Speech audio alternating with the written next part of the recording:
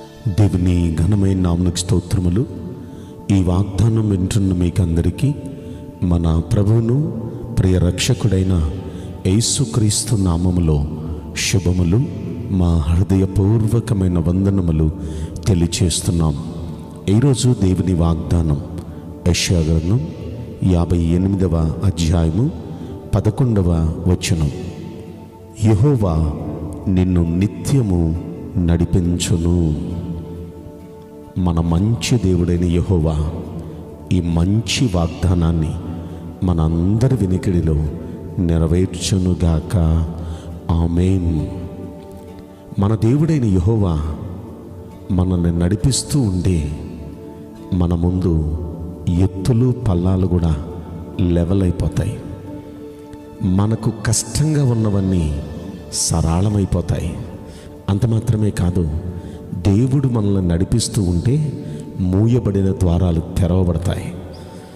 Offers closed అన్న చోట ఆయన మనల్ని నడిపిస్తే ఓపెన్ అవుతాయి. ఇజ్రాయేలీల యాత్రలో 40 సంవత్సరాలు ఆయన వారిని నడిపించాడు కాబట్టి 40 సంవత్సరాలు ఆకాశం నుండి వారికి వర్షం కురిసింది ఆహారంగా. నిజంగా వారి ఆకలి దేవుడు ఆకాశం నుండి వర్షంలా కురిపించి వారి ఆకలి తీర్చాడు. దప్పిక అంటే రాతి బండలో నుండి వారి దప్పిక తీర్చాడు. అంత మాత్రమే కాదు, వారి కోసం ఒక ఎడారిలో నదే ప్రవహించుకుంటూ వచ్చేసేది. ఇలా మనం ఆలోచిస్తే దేవుడు వారిని నడిపించినంత కాలము ఆ 40 సంవత్సరాలు వారి దుస్తులు మాయలేదంట, వారికి చెమట పట్టలేదంట, వారి కాలు వాపు రాలేదంట, వారికి ఏ కొరత లేదు. సమృద్ధి. ఎప్పటికప్పుడు అద్భుతాలు చేస్తూ అద్భుత రీతిలో దేవుడు వారిని నడిపించాడు. అలనాడు ఇజ్రాయేలుని నడిపించిన దేవుడు ఈ వాగ్దానం వింటున్న మనలందరినీ నిత్యము నడిపించబోతున్నాడు. వాళ్ళను 40 సంవత్సరాలే నడిపించాడు. కానీ మనకు ఈరోజు దేవుడిస్తున్న వాగ్దానం నిత్యము అంటే మరణం వరకు. మన జీవిత కాలమంతా మనం ఎన్నాళ్ళు ఈ భూమి మీద ఉంటామో అన్నాళ్ళు మన ప్రభు నిత్యము మనల్ని నడిపించబోతున్నాడు. అయితే దేవుడు మనల్ని నడిపిస్తే ఎంత బాగుంటుందో మీరు విన్నారు. దేవుడు నిత్యము మనల్ని నడిపించడానికి ఈరోజు వాగ్దానం చేశాడు. అయితే ఈ వాగ్దానం మనం సొంతం చేసుకోవాలంటే మనం ఎలా ఉండాలి? ఆ పై వచనాలు మనం చూస్తే ఆ పైన 9, 10 వచనాలు ఈ మాట రాయబడింది. ఇతరులను బాధ పెట్టడం మనం మానేయాలి. మనం ఎవరిని బాధ పెట్టకూడదండి. చేతనైనంత వరకు ఇతరులకు మన వల్ల మేలు జరగాలి. మేలు చేయలేమా? చేతులు ముడుచుకొని కూర్చోవాలి, కానీ మన వల్ల ఎవ్వరు బాధపడకూడదు, ఎవరిని బాధ పెట్టకూడదు. లేవగానే పొద్దున్న మనం అనుకోవాల్సిన మాట, ఈరోజు మా వల్ల ఎవ్వరూ బాధపడకూడదయ్యా. సాధ్యమైతే ఇతరులను అందరినీ మేము సంతోషపెట్టే వ్యక్తులుగా మమ్మల్ని మార్చండి అయ్యా. మేమెవ్వరిని, మా వల్ల ఎవ్వరికీ బాధ కలగకూడదు అని మనం తీర్మానం చేసుకోవాలి. రెండవది, వేలు పెట్టి చూపి తిరస్కరించకూడదు. ఎవరిని వేలు పెట్టి చూపించి వీళ్ళు ఎలాంటి వాళ్ళు, వాళ్ళు అలాంటి వాళ్ళు, వీళ్ళు ఎలాంటి వాళ్ళు అంటూ ఏలు పెట్టి చూపిస్తూ మనం ఉంటే, ఏదో అంటారు చూడండి, ఒక వేలు వాళ్ళ వైపు మనం చూపిస్తే 3 ఏళ్ళు మన వైపు చూపిస్తున్నాయి, నువ్వేంటో చూసుకో అన్నట్టు. మనం ఎప్పుడు వేలు పెట్టి ఇతరులను చూపించకూడదు. ఎక్కువగా అనేక మనుషులు చేసే పని ఏంటంటే, ఇతరుల్లో ఉన్న లోపాలే వారికి కనిపిస్తాయి, కానీ వారిలో ఉన్న లోపాలు వారికి కనపడదు. ఎన్నోసార్లు అంటాను చూడండి, తప్పులు ఎన్నువాడు తమ తప్పులు ఎరగడు అని.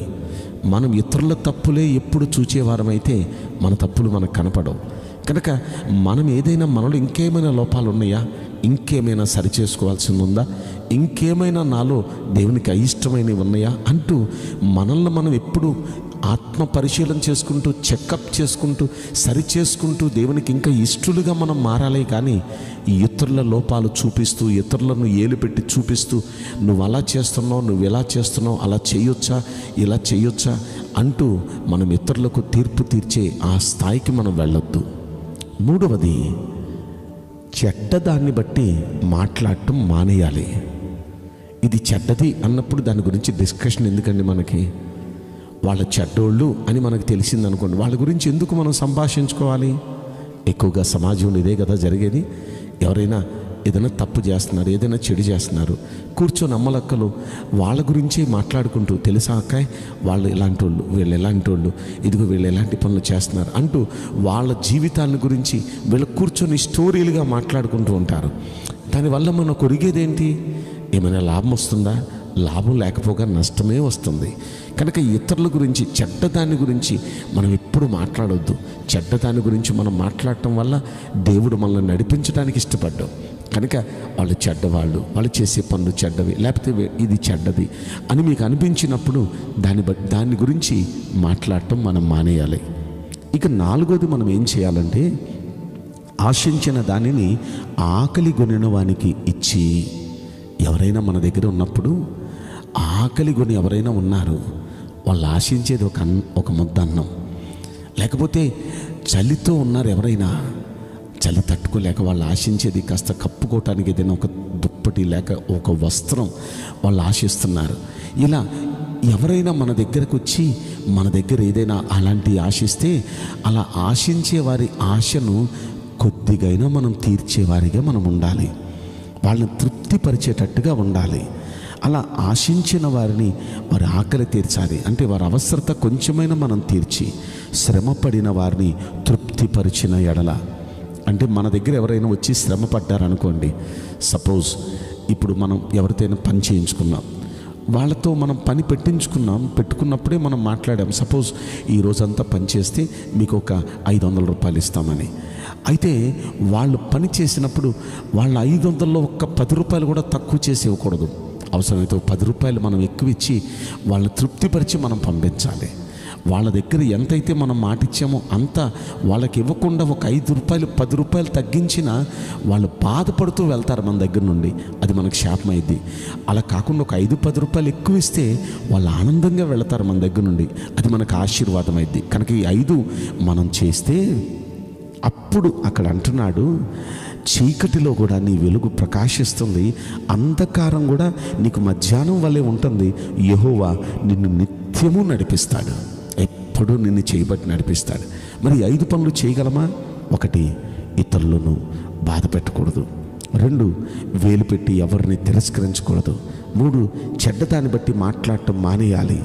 4, ఆశించిన దాన్ని మనం ఆ ఆకలి కొనిన వానికి లేక ఆశించిన వానికి కొంచెమైనా మనం చేయాలి. మన దగ్గర శ్రమ పడ్డారు, ఎవరైనా పని చేశారో వారిని తృప్తిపరిచి పంపించాలి. ఈ 5 పనులు మనం చేయటానికి మనం సిద్ధమైతే, మన చేయి పట్టి జీవితకాలం అంతా మనల్ని నడిపించడానికి మన ప్రభు సిద్ధంగా ఉన్నారు. అయితే మనం అలా ఉందామా? నేను మీకోసం ప్రార్థన చేయబోతున్నాను. పరిశుద్ధుడా, ప్రేమగల యేసు రాజా, మీ పరిశుద్ధ బంగారు పవిత్రమైన నామమునకు నిండు మనసుతో కోట్ల కొలదిగా స్తుతులు, స్తోత్రములు, వందనాలు చెల్లిస్తున్నాం. ఈ వాగ్దానం వింటున్న ప్రియుల జీవితంలో దయచేసి ఈ వాగ్దానం నెరవేర్చి కృప చూపించండి. ప్రభువా, మీరు మమ్మల్ని నిత్యము మా జీవితకాలం అంతా, మా మరణం వరకు మా చేపట్టి మీరు మమ్మల్ని నడిపిస్తాను అని మాతో వాగ్దానం చేస్తున్నారు. అయితే మేము ఎలా ఉండాలి అని 5 విషయాలు చెప్పారు. అలా మేమందరం జీవించడానికి మేము తీర్మానం చేసుకుంటున్నాం. దయచేసి మా అందరి చేపట్టి మమ్మల్ని జీవితకాలం అంతా మీరు నడిపించండి, బలపరచమని మీ బలీమైన హస్తాలకు మీ ప్రేమలందరినీ అప్పగించుకుంటూ నజరుడైన యేసుక్రీస్తు ప్రశస్తమైన నామములో మిక్కిలి వినయముతో ప్రార్థించి బ్రతిమలాడి వేడుకుంటున్నాం ప్రియ పరలోకపు తండ్రి. Amen. May God bless you all. Thank you.